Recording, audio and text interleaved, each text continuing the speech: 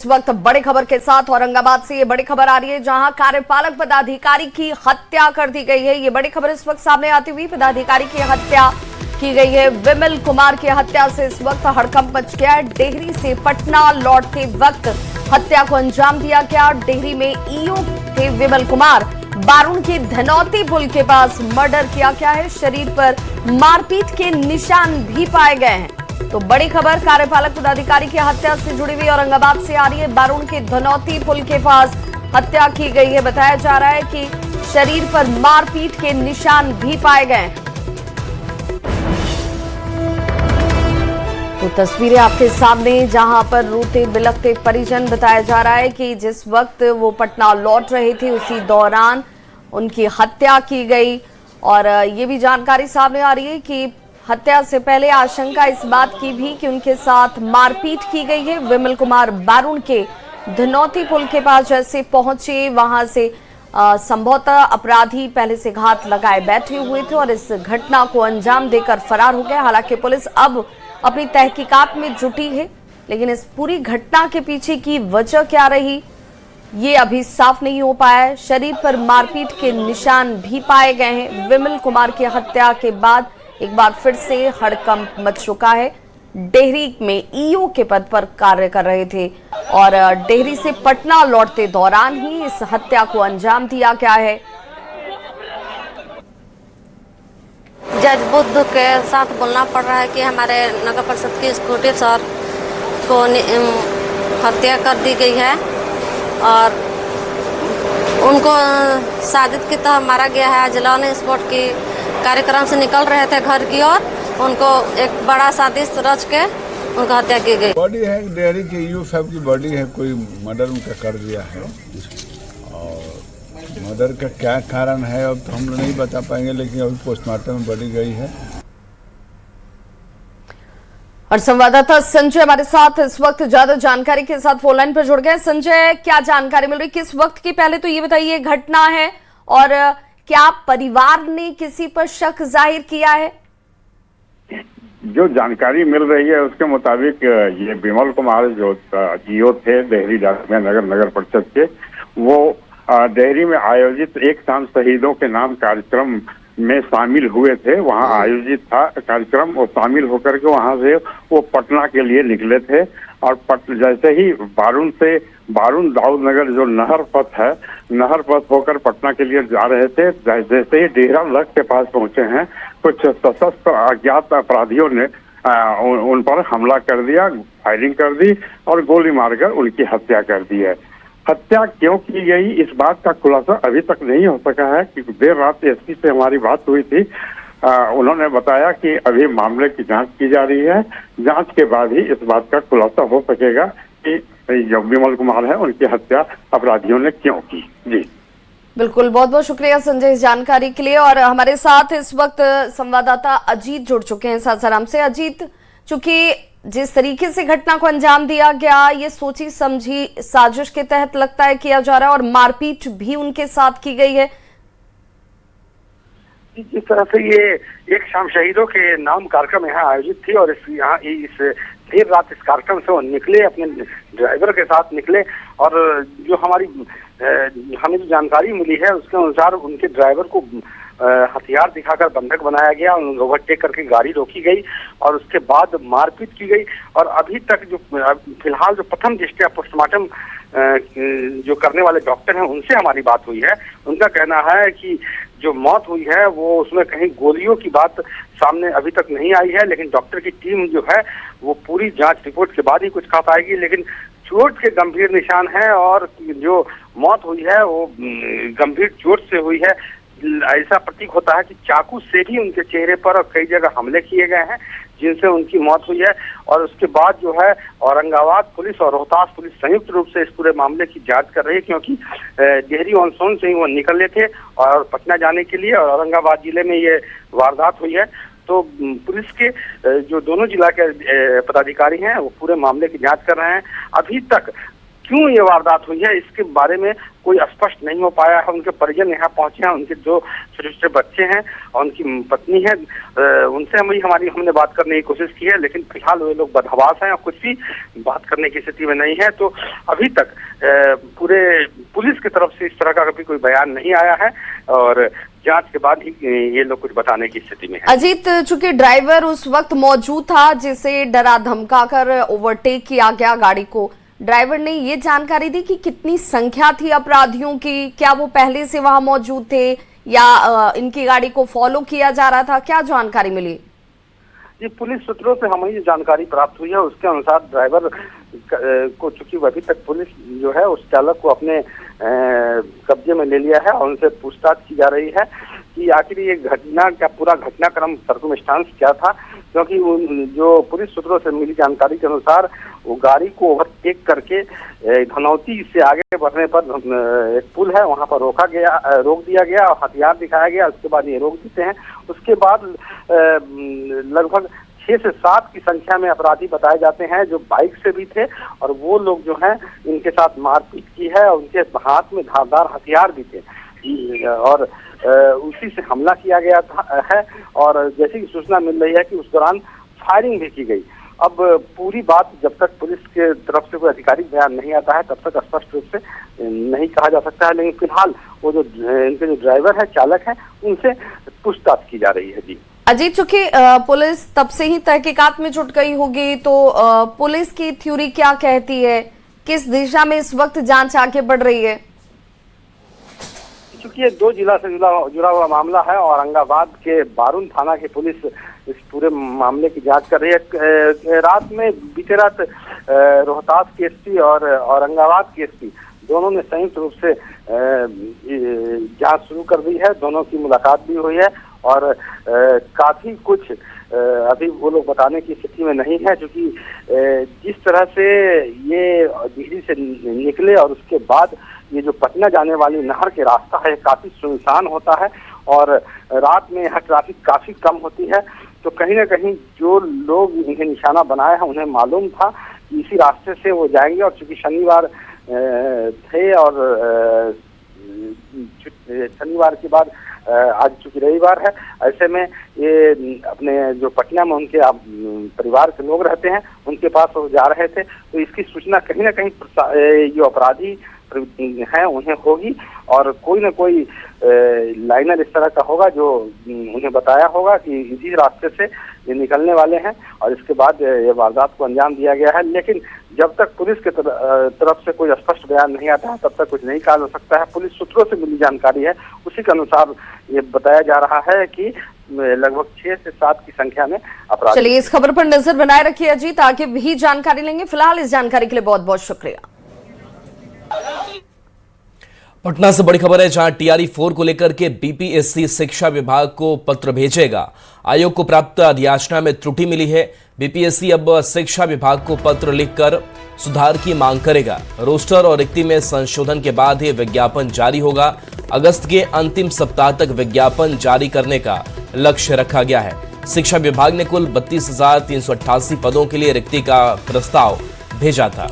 तो पटना से बड़ी खबर, जहां टीआरई 4 को लेकर के बीपीएससी शिक्षा विभाग को पत्र भेजेगा।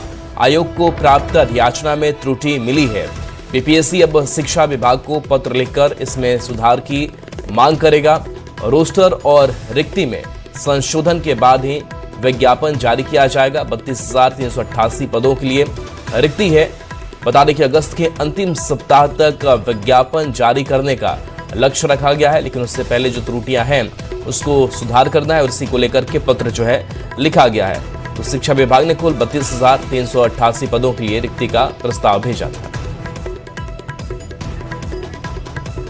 और पटना से ही अगली बड़ी खबर है, जहां संविदा सहायक प्रोफेसर भर्ती का रिजल्ट जारी कर दिया गया। बिहार राज्य विश्वविद्यालय सेवा आयोग ने रिजल्ट जारी किया है। सभी 6 विषयों के एक साथ वेबसाइट पर परिणाम जारी हो चुके हैं। राज्य के 211 डिग्री कॉलेजों में बहाली के लिए विज्ञापन निकला था और अब BSU-SC ने रिजल्ट जारी कर दिया है। सभी 6 विषयों के एक साथ रिजल्ट अपलोड किए गए हैं। इसकी जानकारी लोग देख सकते हैं। 211 डिग्री कॉलेज के लिए विज्ञापन निकाला गया था।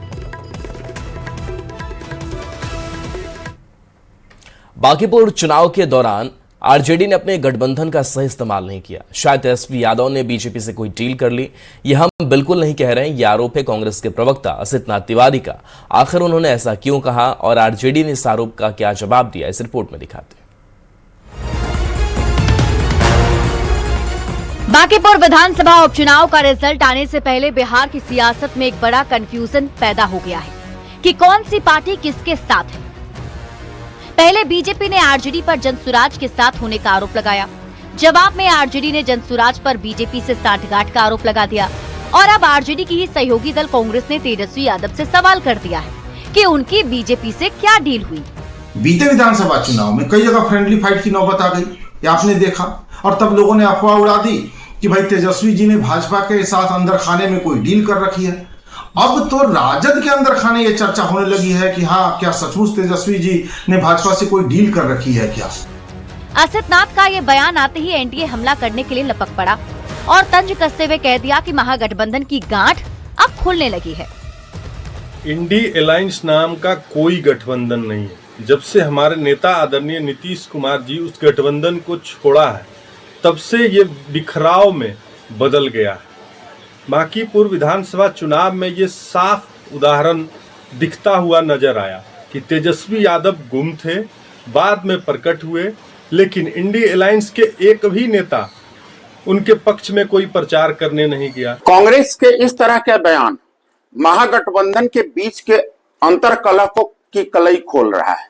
जिस तरीके से बिहार विधानसभा 2025 में यह अंतर्कलह दिखने को मिली, जहां 13 से 14 सीट पर इन्होंने आपस में ही लड़ाई करने का काम किया, और आज भी बांकीपुर चुनाव में कांग्रेस पार्टी के द्वारा दिए गए इस बयान से यह परिलक्षित होता है कि राष्ट्रीय जनता दल कहीं भी नहीं है। अपने ऊपर लगे इन आरोपों से तिलमिलाई आरजेडी ने कांग्रेस प्रवक्ता से सवाल किया कि आखिर ये बयान उन्होंने किसके इशारे पर दिया है। ऐसा बयान किसके कहने पर या किसके इशारे पर दिया जा रहा है, क्योंकि इंडिया महागठबंधन के नेतृत्वकर्ता तेजस्वी प्रसाद यादव जी लालू जी की तरह अपने विचारों और संकल्पों के साथ भारतीय जनता पार्टी के खिलाफ सामने से खड़े होकर के न सिर्फ संघर्ष और आंदोलन करने का काम किया, बल्कि ये बताने का काम किया कि चाहे सत्ता आए या जाए, लेकिन किसी भी स्तर पर सांप्रदायिक शक्तियों से भारतीय जनता पार्टी से समझौता नहीं किया जाएगा। बांकीपुर में चुनाव भले ही एक सीट पर हुआ हो, पर आरोपों के घेरे में सभी पार्टियां हैं। सभी एक दूसरे पर तीसरे से डील का आरोप लगा रही हैं। विरोधियों के आरोप तक तो फिर भी ठीक थे, अब अपने ही गठबंधन के सहयोगी दल आरजेडी पर आरोप लगा रहे हैं। ऐसे में देखना दिलचस्प होगा कि 3 अगस्त को नतीजे आने के बाद ये कंफ्यूजन खत्म होता है या और गहराता है। पटना से संवाददाता रवि एस नारायण के साथ ब्यूरो रिपोर्ट, न्यूज़ 18। और बेगूसराय में कोर्ट ने पूर्व समाज कल्याण मंत्री मंजू वर्मा और उनके पति चंद्रशेखर वर्मा को 7 साल की सजा और 50,000 रुपए जुर्माने की सजा सुनाई है। 8 साल तक सुनवाई के बाद ये फैसला सामने आया, जिसमें फैसले के बाद कोर्ट में मौजूद मंजू वर्मा और उनके पति को गिरफ्तार कर जेल भेज दिया गया है। मामला अवैध हथियार रखने से जुड़ा हुआ था। आपको बताते चलें कि चेरिया बरियारपुर थाने में दर्ज इस मामले में पूर्व मंत्री मंजू वर्मा और उनके पति चंद्रशेखर वर्मा को अवैध हथियार रखने के मामले में दोषी पाया गया था। 50,000 रुपए का जुर्माना नहीं देने पर 1 साल और जेल की सजा उन्हें काटनी होगी। साल 2018 में पूर्व मंत्री के घर से 50 अवैध कारतूस बरामद किए गए थे, जिनमें शनिवार को कोर्ट का फैसला सामने आ चुका है। स्पेशल जज जो हैं एडीजे 2 श्री ब्रजेश कुमार सिंह, उनके न्यायालय में चेरिया बरियारपुर थाना कांड संख्या 143/18 में पूर्व मंत्री मंजू वर्मा एवं उनके पति चंद्रशेखर वर्मा को न्यायालय द्वारा हथियार रखने के जुर्म में दोषी पाते हुए 7 साल की सजा दी गई। यह घटना 2018 की है। माननीय न्यायालय ने दोनों को 7 साल की सजा दिया तथा 50,000 रुपये का अर्थदंड दिया। अर्थदंड भुगतान नहीं करने पर 1 साल का अतिरिक्त कारावास दिया है। और इस वक्त की बड़ी खबर, सम्राट सरकार का बड़ा फैसला है। पूर्व डीजीपी शोभा आहोटकर को नई जिम्मेदारी मिली है। बिहार कर्मचारी चयन आयोग के अध्यक्ष के पद पर उन्हें नियुक्त किया गया है। 1990 बैच की सेवानिवृत्त आईपीएस अधिकारी हैं शोभा आहोटकर। और उनको अब नई जिम्मेदारी दी गई है। बिहार कर्मचारी चयन आयोग की अध्यक्ष बनी है।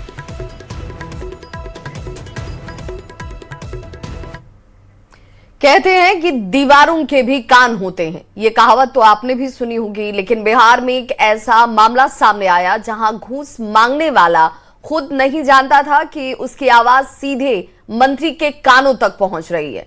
स्पीकर ऑन हुआ, सरकारी योजनाओं में घूसखोरी की पूरी कहानी भी एक बार फिर से जान लीजिए क्या था। स्पीकर ऑन होते ही मंत्री जी के सामने उनके ही विभाग में घूसखोरी का एक मामला कैसे दूध का दूध और पानी का पानी हो गया। घूस की गूंज पहुंची मंत्री जी के कान, फिर शुरू हुआ एक्शन का अभियान। फोन पर रिश्वत की मांग, मंत्री जी हुए हैरान। फिर चला फरमान, जवाब दो श्रीमान। स्पीकर मोड पर 50,000 की डिमांड, मंत्री जी ने दिया सस्पेंशन का कमांड। उसको तुरंत सस्पेंड करो, उसको वहां से नौकरी दो। कृपया ध्यान दें, अगर आप बिहार में सरकारी नौकरी करते, हेकड़ी दिखाते और घूस भी मांगते तो सावधान हो जाइए। वो घूस की रकम आपकी आखिरी कमाई भी हो सकती है, क्योंकि अब अगर सरकारी योजनाओं का हक मारने की कोशिश की तो फोन से ही ऑन द स्पॉट एक्शन होगा। अभी तुरंत उसको नौकरी खत्म करके सस्पेंड करके उस पर कार्रवाई करो। जी हाँ, भ्रष्टाचार के खिलाफ सम्राट सरकार का एक्शन मोड ऑन है और इसकी सबसे ताजा और रोंगटे खड़े कर देने वाली तस्वीर सामने आई है, जहां मंत्री जी के सामने ही रिश्वतखोरी का खेल एक्सपोज हो गया। अभी तुरंत उसको नौकरी खत्म करके सस्पेंड करके उस पर कार्रवाई करो। मामला सीतामढ़ी का है, जहां SC/ST एक्ट के तहत एक गरीब पीड़ित को सरकारी अनुदान की राशि मिलनी थी, लेकिन जिला कल्याण विभाग के दफ्तर में बैठा एक डेटा ऑपरेटर काम के बदले 50,000 रुपए की मोटी रकम मांग रहा था। पीड़ित थक हार कर अपनी फरियाद लेकर सीधे पटना में SC/ST कल्याण मंत्री लखींद्र पासवान के दफ्तर पहुंच गया। SC/ST एक्ट में जो अनुदान मिलता है गरीब को, और गरीब के पैसा कहता है जब पैसा दो घूस तब जो है पैसा भेजेंगे। फिर जो हुआ उसकी कल्पना उस घूसखोर कर्मचारी ने भी नहीं की होगी। फरियादी ने मंत्री के सामने ही उस डेटा ऑपरेटर को फोन मिलाया, फोन डाल दिया स्पीकर मोड पर। दफ्तर में सन्नाटा छा गया और मंत्री लखींद्र पासवान अपने कानों से सुनने लगे कि कैसे उनके ही विभाग का एक मुलाजिम गरीब का हक मारने के लिए कमीशन खोरी की सौदेबाजी कर रहा था। सब मिला के बोलिए ना कितना? हाँ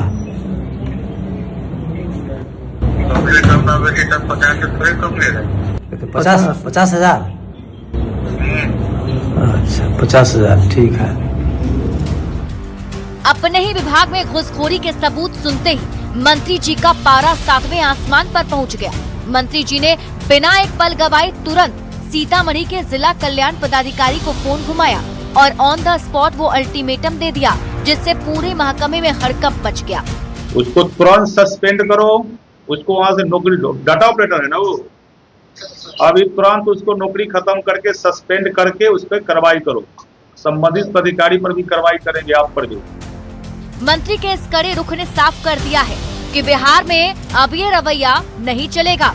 सम्राट सरकार का हर मंत्री भ्रष्टाचार पर लगाम लगाने के लिए सीधे स्ट्राइक ले रहा है। सीतामढ़ी का ये मामला उन तमाम घूसखोरों के लिए चेतावनी है जो जनता की गाढ़ी कमाई पर डाका डालते हैं, क्योंकि सरकार का नया अंदाज है जहां फरियाद भी तुरंत सुनी जाएगी और घूसखोरों का इलाज भी ऑन द स्पॉट होगा। न्यूज़ 18 के लिए पटना से शैलेंद्र कुमार के साथ ब्यूरो रिपोर्ट। भोजपुर में मद्य निषेध और उत्पाद विभाग ने अवैध शराब तस्करी के खिलाफ बड़ी कार्रवाई की है। डीएम के निर्देश पर चलाए गए अभियान में 14 चक्का ट्रक से अवैध विदेशी शराब बरामद की गई। इस दौरान 2 तस्कर को गिरफ्तार कर जेल भेजा गया। पुलिस को सूचना मिली थी कि पंजाब की ओर से ट्रक में शराब लोड कर बिहार लाई जा रही है। इसके बाद स्पेशल टीम ने कार्रवाई करते हुए ट्रक से 900 कार्टन अवैध विदेशी शराब जब्त की।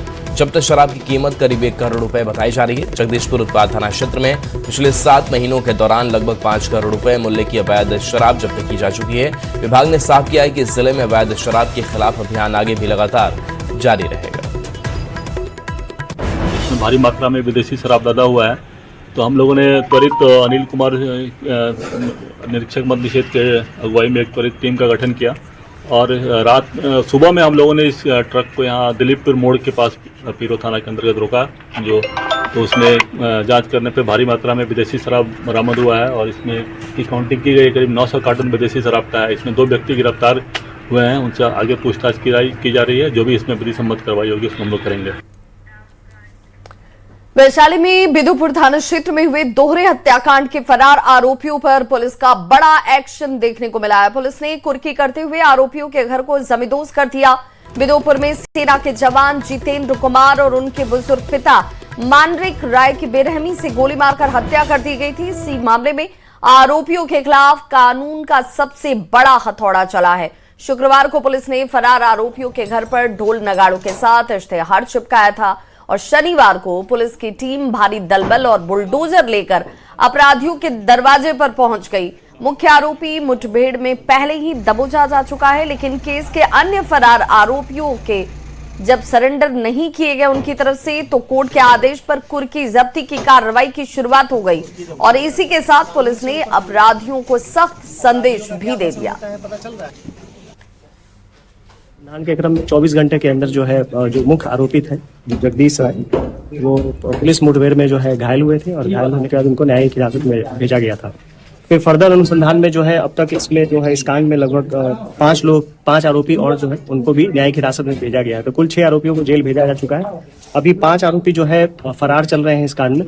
इनके विरुद्ध जो है माननीय न्यायालय से महज जो है 19 दिनों के अंदर कुर्की जब्ती प्राप्त किया गया है और आज जो है विधिवत जो है कुर्की जब्ती इसमें किया जा रहा है।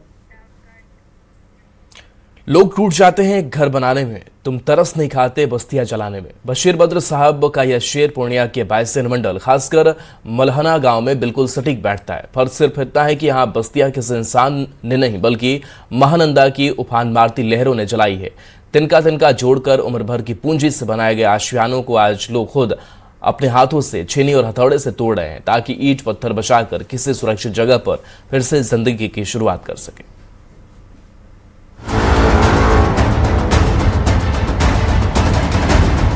ये डरावना नजारा है पूर्णिया के बेसा प्रखंड मलहाना गांव का। महानंदा नदी के आक्रामक रूप ने यहां तबाही मचा रखी है। आलम यह है कि लोग खुद अपने ही हाथों से अपने सपने के आशियाने को तोड़ रहे हैं ताकि ईंटें सुरक्षित बच सके और वे कहीं और ठिकाना तलाश सके। पिछले 15 दिनों में महानंदा के कटाव ने कई घरों को अपने आगोश में समा लिया है। नदी अब बाकी बचे घरों के भी बिल्कुल मुहाने पर आ चुकी है। अगले 20-25 साल से देख रहा हूँ कि कटाव से कोई मुक्त नहीं है। 2 गांव पहले था, वो गांव कट चुका। अभी फिलहाल 10 घर कट चुका है। हमारी ये भी कट गई है। आगे एक बड़ी बिल्डिंग है और 30-40 लाख रुपए का वो भी कटने वाला है। पिछले 15 दिनों से नदी में भयानक कटाव हो रहा है। 5 घर पहले ही कटकर नदी में समा चुके हैं। 6-7 घर नदी में चला गया। उसके बाद थोड़ा काम हुआ है, अभी पानी घटा हुआ है, लेकिन हम लोग का रहने का कोई ये नहीं व्यवस्था नहीं है। आखिर इस तबाही का जिम्मेदार कौन है और प्रशासन क्या कर रहा है? इस पर आपदा विभाग के एडीएम सुजय कुमार सिंह का कहना है कि बायसी अनुमंडल में महानंदा, परमान और कनकई नदियों के जल स्तर और कटाव पर नजर रखी जा रही है। मल्हाना में भी कटाव का है, मल्हाना में भी कार्य हुआ है, बड़े पैमाने पर हुआ है। सूचना अभी WRD के जो आपके इंजीनियर हैं उनसे बात हुई तो उनका ये था कि पूरा काम वहाँ पूरा हुआ है। प्रशासन बड़े बड़े दावे करता है कि सरकारी खजाने पर पहला हक आपदा पीड़ितों का है, लेकिन धरातल पर सच ये है कि नदियां लोगों को दाने दाने के लिए मोहताज कर रही हैं। किसी का आशियाना उजड़ चुका है तो किसी की उपजाऊ जमीन हमेशा के लिए नदी में विलीन हो गई है। अब उन्हें जरूरत है सहारे की, जो प्रशासन और शासन से ही उम्मीद है। न्यूज 18 के लिए पूर्णिया से कुमार प्रवीण के साथ ब्यूरो रिपोर्ट।